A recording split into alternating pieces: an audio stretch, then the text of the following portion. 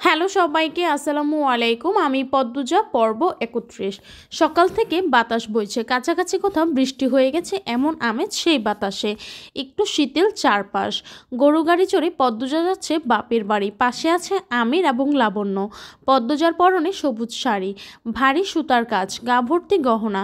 এসব পরে থাকতে অস্বস্তি হচ্ছে, কিন্তু ফরিনা বেগমের কড়া নিষেধ, কিছুতেই গহনা খোলা যাবে না। আমির পদ্মজার এক হাত শক্ত করে ধরে রেখেছে, ছেড়ে দিলেই যেন হারিয়ে যাবে। আমিরের এহেন পাগলামি পদ্মজাকে বেশ আনন্দ দিচ্ছে। সে চাপা স্বরে বলল, কোথাও চলে যাচ্ছি না, আস্তে ধরুন। আমির চটপট করে নরম স্পর্শে পদ্মজার হাত ধরল।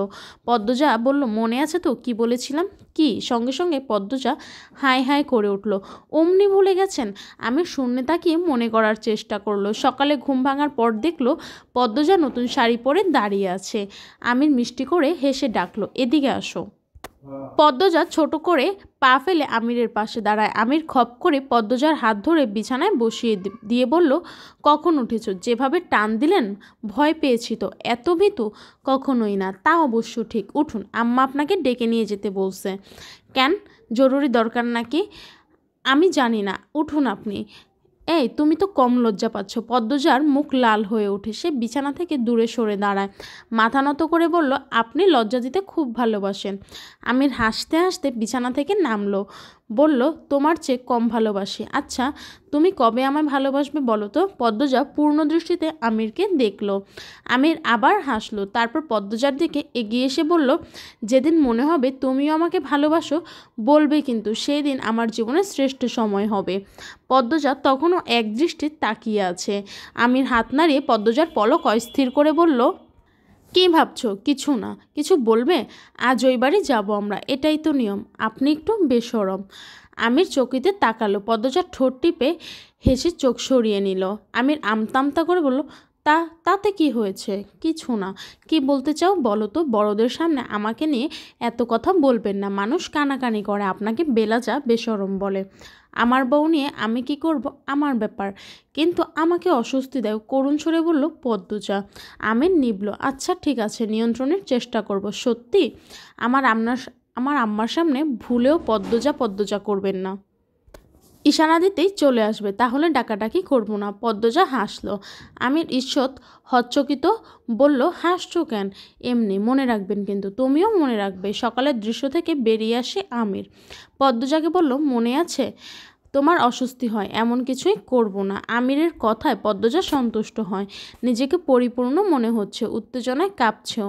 মা বাবাকে দেখবেন 2 দিন পর। 2 দিনে কি কিছু পাল্টেছে? পদ্মজা মনে মনে ভাবছে। আম্মা বোধহয় শুকিয়েছে। আম্মাকে ছাড়া আম্মা নিশ্চয়ই ভালো নেই। পদ্মজার খারাপ লাগা কাজ করতে থাকে। ছটফটানি মুহূর্তে বেড়ে গেল। আমির জানতে চাইল, পদ্মজার শরীর খারাপ করছে? না, অস্বাভাবিক লাগছে। আম্মাকে অনেক দিন পর দেখব। অনেক দিন কোথায়? 2 দিন মাত্র। অনেক দিন মনে হচ্ছে। এই তো চলে এসেছি। ওই যে দেখো তোমাদের বাড়ির পথ। আমির আঙুলের ইশারা করে। আমিরের ইশারা অনুসরণ করে পদ্মজা সেদিকে তাকালো। ওই তো তোদের বাড়ির সামনের পুকুর দেখা যাচ্ছে। আরও কিছু সময়, এরপরেই সে তার মাকে দেখবে। পদ্মজা অনুভব করে তার নিঃশ্বাসের গতি বেড়ে গেছে, হৃৎপিণ্ড লাফাচ্ছে। সে আমিরের এক হাত শক্ত করে ধরে সেদিকে তাকিয়ে রইল। হেমলতা নদীর ঘাটে মোর্শেদের সাথে কথা বলছেন। তিনি মোর্শেদকে বাজারে পাঠিয়েছিলেন। মোর্শেদ কিছু জিনিস ভুলক্রমে আনেননি, তা নিয়েই আলোচনা চলছে। ঠিক আলোচনা নয়, হেমলতা বকছেন, মোর্শেদ নৌকায় বসে শুনছেন। তিনি কথা বলার সুযোগই পাচ্ছেন না। হেমলতা নিঃশ্বাস নিতেই চুপ করেন।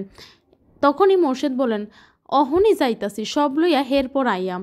এখন গিয়া হবেটা কি বলো তো? হঠাৎ ওরা চলে আসবে, আমি যাইয়াম আর আইয়াম। বলতে বলতে মোর্শেদ নৌকা ভাসিয়ে দূরে চলে যান। হেমলতা ক্লান্তি ভরা দৃষ্টি নিয়ে স্বচ্ছ জলের দিকে তাকিয়ে থাকেন। পূর্ণার চিৎকার ভেসে আছে কানে। তিনি চমকে ঘুরে তাকান। পূর্ণা আপা আপা বলে চেঁচাচ্ছে বাড়িতে। হেমলতা বিড়বিড় করেন, এসে গেছে আমার পদ্ম। তিনি ব্যস্ত পায়ে হেঁটে বাড়ির উঠানে আসেন। সঙ্গে সঙ্গে ফুলের মতো সুন্দর মেয়েটা হামলে পড়ে বুকের উপর। আম্মা আম্মা বলে জান ছেড়ে দেয়। হেমলতার এত বেশি আনন্দ হচ্ছে যে হাত দুটো তোলার শক্তি পাচ্ছেন না। চোখ বেয়ে 2 ফোঁটা জল গড়িয়ে পড়ে। তিনি দুই হাতে শক্ত করে পদ্মজাকে জড়িয়ে ধরেন। শূন্য বুকটা চোখের পলকে পূর্ণ হয়ে উঠেছে। পদ্মজা নিশ্চয়ই বুঝে যাবে। 2 রাত তার আম্মা ঘুমায়নি, চোখদ্বয় নিশ্চিন্তে আরাম করতে পারেননি। বুঝতেই হবে পদ্মজাকে। পদ্মজা ঘন ঘন লম্বা নিঃশ্বাস টানছে। স্পষ্ট একটা ঘ্রাণ পাচ্ছে সে, মায়ের শরীরের ঘ্রাণ। পারলে যেন পুরো মাকে এক নিঃশ্বাসে নিজের মধ্যে নিয়ে যেত সে। হেমলতা পদ্মজার মাথায় আলতো করে ছুঁয়ে দিয়ে বলেন, আর কাঁদিস না, এই তো আম্মা আছি তো, তোমাকে খুব মনে পড়েছে আম্মা, আমারও মনে পড়েছে। হেমলতার চোখের জল ঠোঁট অবধি গড়িয়ে পৌঁছেছে। তিনি অশ্রুমিশ্রিত ঠোঁটে পদ্মজার কপালে চুমু দেন। আমির হেমলতার পা ছুঁয়ে সালাম করতে নেয়। হেমলতা ধরে ফেলেন। আমিরের মাথায় হাত বুলিয়ে দিয়ে বলেন, লাগবে না বাবা। আমির বিনীত কণ্ঠে বলল, ভালো আছেন আম্মা? ভালো আছি, তুমি ভালো আছো তো? আমার মেয়েটা কান্নাকাটি করে জ্বালিয়েছে খুব? ভালো আছি আম্মা, একটু আধটু তো জ্বালিয়েছে। কথা শেষ করে আমির আর চোখে পদ্মজার দিকে তাকালো। পদ্মজা ফোপাচ্ছে। হেমলতা অনেকক্ষণ ধরে চেষ্টা করে পদ্মজাকে নিয়ন্ত্রণে আনেন। বাড়িতে মঞ্জুরা, হানিসহ হানির শ্বশুরবাড়ির অনেকেই ছিল। তারা আগামীকাল ঢাকা ফিরবে। জামাই স্বাগতমের বিশাল আয়োজন করা হয়েছে। পূর্ণা, পদ্মজা, লাবণ্যকে টেনে নিয়ে যায় ঘরে। হানির স্বামী আমিরকে নিয়ে গল্পের আসর জমান। আমির আসার সময় গরু গাড়ি ভরে বাজার করে নিয়ে এসেছে। হেমলতা সেসব গুছাচ্ছেন। তিনি বারবার করে মজিদ মাতবরকে বলে দিয়েছিলেন ফের যাত্রায় বাজার না পাঠাতে, তবু পাঠিয়েছেন। ফেলে তো দেওয়া যায় না। রাতের খাবার শেষ হয়েছে অনেকক্ষণ। পূর্ণাকে আমির ছোট আপা ডাকে। শালের চোখে একদমই দেখছে না, তেমন রসিকতাও করছে না। আমিরের ব্যবহারে পূর্ণা ধীরে ধীরে আমিরকে বোনজামা হিসেবে পছন্দ করছে। না হোক নায়কের মতো সুন্দর, মন তো ভালো। হানির বড় ছেলে লাবণ্য, আমির আর পূর্ণা লুডো খেলছে। পদ্মজা কিছুক্ষণ খেলে উঠে চলে গেছে। হেমলতা, মোর্শেদ বারান্দার বেঞ্চিতে বসেছিলেন। পদ্মজা দরজার পাশে এসে দাঁড়ালো। মোর্শেদ দেখতে পেয়ে ডাকলেন, কী রে মা, আয়। পদ্মজাকে দুজনের মাঝখানে বসিয়ে দিলেন।